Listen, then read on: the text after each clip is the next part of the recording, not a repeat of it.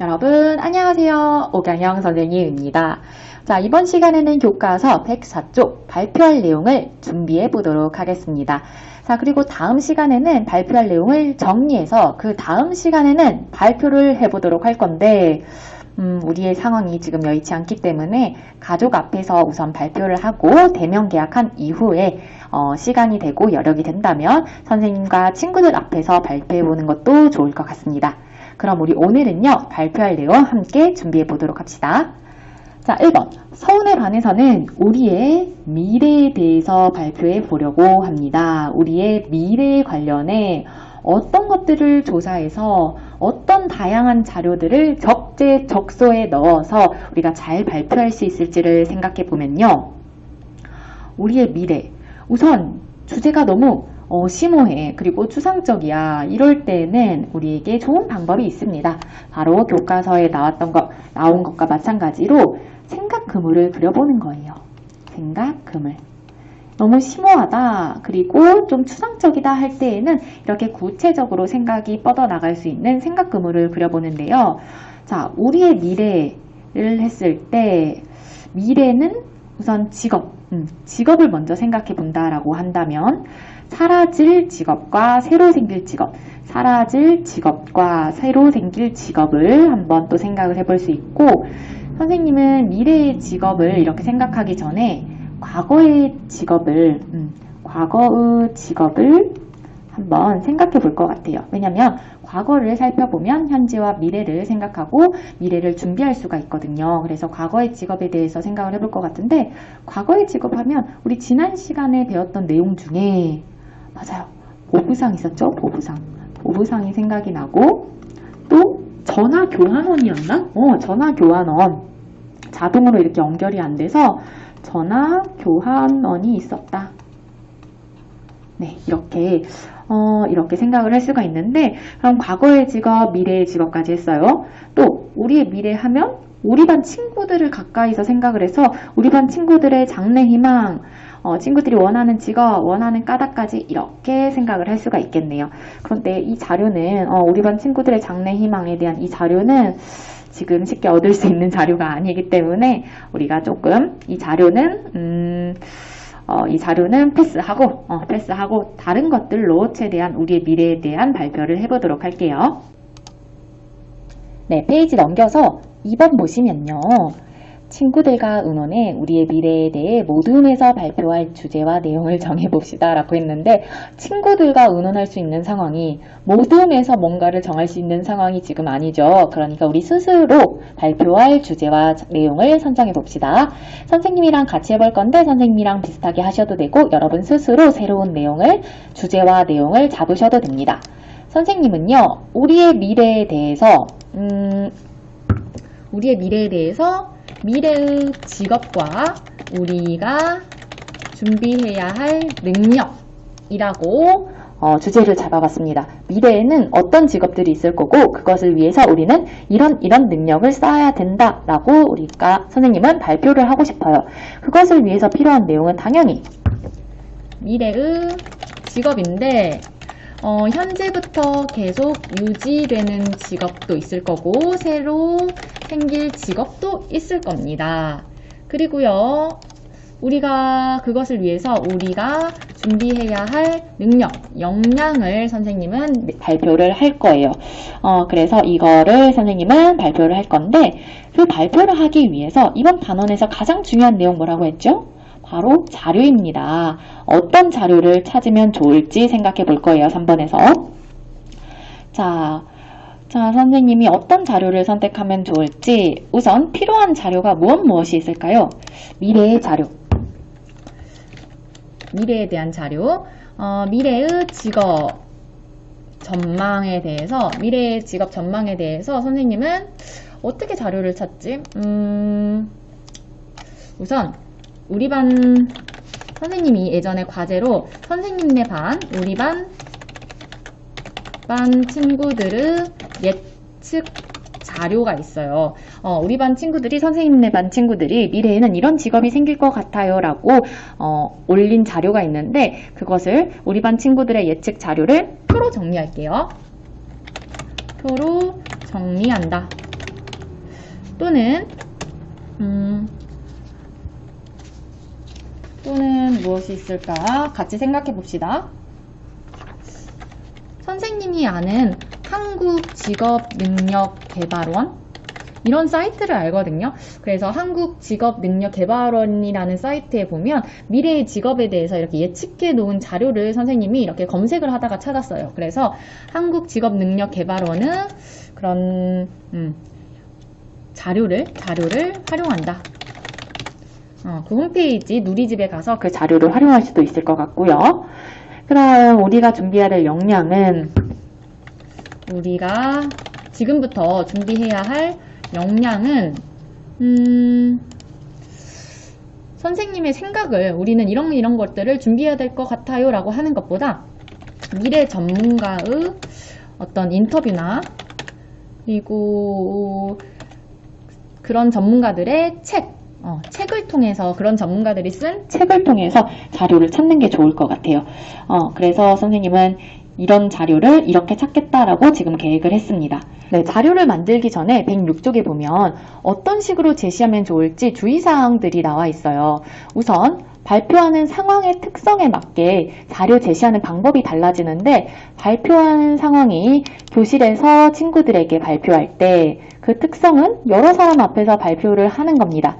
그렇기 때문에 자료를 제시하는 방법은 지금 발표하는 상황에 따라서 그 자료를 어떻게 제시할지가 달라지는 겁니다. 자, 교실에서 발표를 할 때에는 어떻게 해야 되겠습니까? 그렇죠. 맨날 뒤에 있는 친구들이 선생님 안 보여요. 글씨 키워주세요. 이런 말 하잖아요. 그래서 교실에서 발표를 할 때에는 뒤쪽에 있는 멀리 있는 친구도 잘 볼 수 있도록 선생님이 지금 타블릿으로 써서 글씨가 바르진 않습니다. 이해해주세요. 잘 볼 수 있도록 확대해서 우리가 크게 제시하면 좋겠죠? 확대해서 제시한다. 좋습니다. 이렇게 발표하는 그 상황에 따라서 그냥 소수만 발표를 할 때에는 그냥 작게 해도 되겠지만 이렇게 많은 친구들 앞에서 발표를 하는 상황이라면 저 멀리 있는 친구도 잘 볼 수 있도록 크게 제시를 해야 됩니다. 자, 그리고 지금 5번에 보면 여러 가지 상황들을 통해서 우리가 주의할 점을 또 찾을 수 있습니다. 한번 살펴볼게요. 자, 가 같은 경우는 자료가 너무 길대요. 발표가 예를 들어서 10분인데 동영상 자료가 7분이야. 이러면 나의 발표가 아니라 그냥 동영상을 틀어준 것과 다름이 없습니다. 그래서 자료가 너무 길면 안 돼요. 당연히 안 되겠죠? 내가 설명하는 게 또 중요합니다. 자료는 내 설명을 위해서 이렇게 보충해주는 자료지 그 자료가 주가 되면 안 돼요. 나는 자료가 지금 보니까 막 수학적으로 너무 막 다양하게 나와 있어. 자료를 많이 준비한 건 알겠지만 너무 복잡합니다. 어렵습니다. 발표하는 사람도 듣는 사람도 당황스럽죠. 자, 그래서 주의할 점 첫 번째는 너무 길거나 복잡하지 않아야 됩니다. 자료를 제시하는 거는 쉽게 이해시키려고 하는 건데 그게 길거나 크게 복잡하거나 크게 어려우면 자료를 활용하는 의미가 없겠죠. 자, 그 다음 다 자료. 너무 지금 이 부분 너무 중요합니다. 아이고.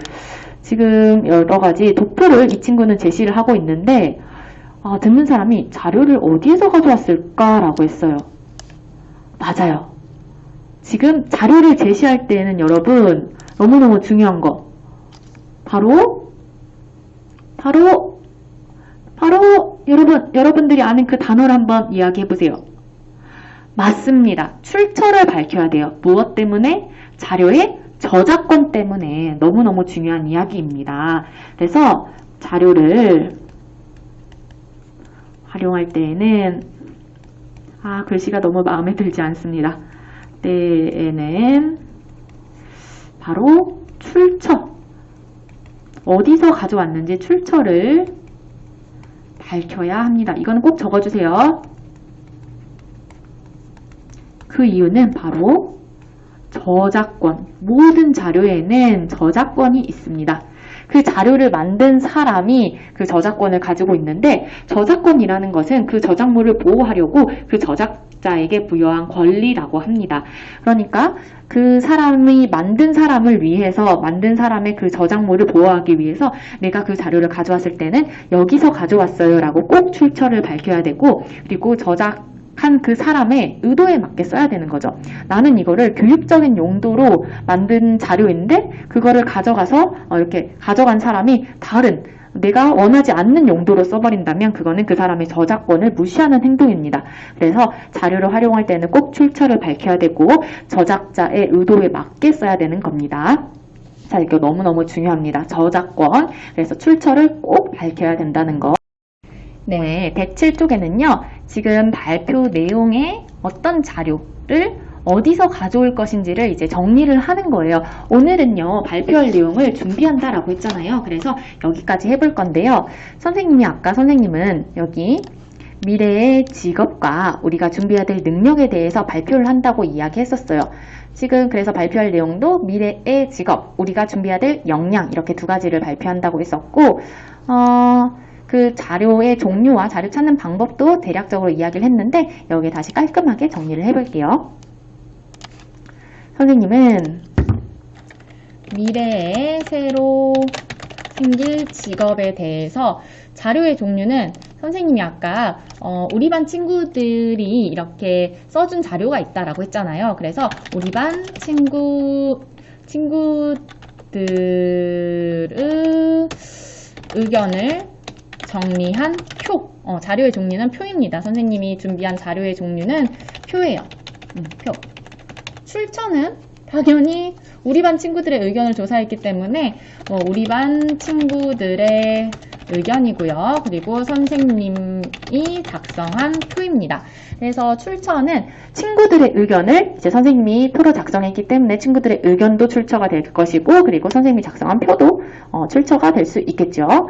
그리고 미래에 생길 직업에 대해서 미래에 새로 생길 직업에 대해서 표가 또 선생님은 표 제시를 한 개 더 할 거예요.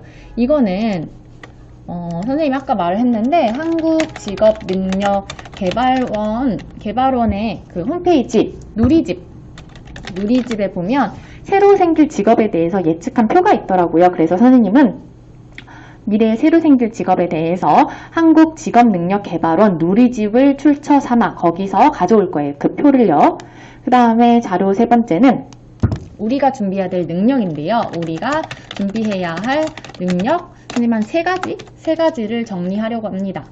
세 가지를 발표하려고 하는데 자료의 종류는 동영상 자료를 할 거예요. 출처는요. 미래 전문가의 인터뷰가 나와 있는데 그게 포털 사이트에 있어서 그 미래 전문가의 인터뷰를 가져오려고 합니다. 네, 이런 식으로 미래 전문가의 인터뷰가 어디에 나와 있다고 할까요? 더 정확히 밝혀주면 좋겠죠, 출처는. 예를 들어서 유튜브 어떤 링크에 나와 있다, 유튜브 어떤 채널에 나와 있다 하면 그것까지 이렇게 밝혀주면 좋습니다. 또는 어떤 블로그에 나와 있다, 또는 어떤 국가 사이트에 나와 있다라고 하면 그 출처를 정확하고 구체적으로 밝혀주면 좋습니다. 이런 식으로 선생님이 발표할 내용을 어떤 자료를 활용해서 말할지, 그리고 출처까지, 자료를 쓸 때에는 꼭 출처까지 밝혀주는 것이 좋습니다.